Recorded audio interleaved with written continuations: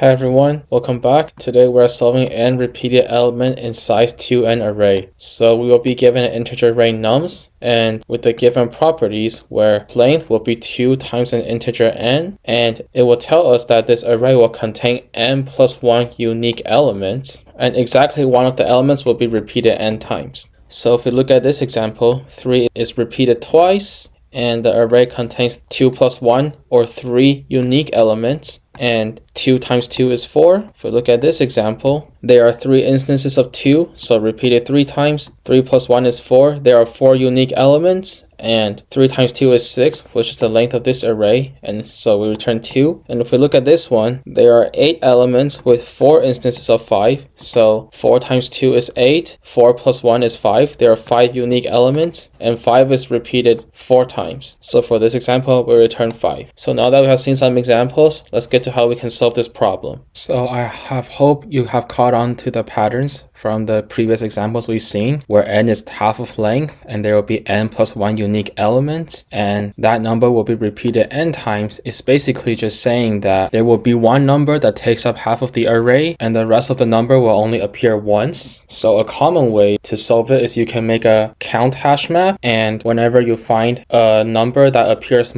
more than once, then you can return that number. But to save some space, we can actually notice something, and that is whenever there is a repeated number, if it takes up half of the array, the farthest distance it can possibly be is 3. Because let's say if we add 2 more, then the next one will have to be 9, and that distance is 2. So we always know that the max distance is 3. So what we can do is for each number, we can look 3 numbers ahead, and if any of them are equal, then we can return that number. So let's go over this example real quick. First, we look at 2, 3, no match, not equal, not equal. Now it's 3 distance. So now we look at 3, the next number. 3, 1 not equal. 3 and 4 is not equal. 3 and 1 is not equal. So now we look at the next number. 1 and 4 is not equal, and 1 and 1 is equal. So we can return 1 as our result. And the time complexity will be O of n, where n is the number of elements in the array, because it will take n time to iterate through the elements.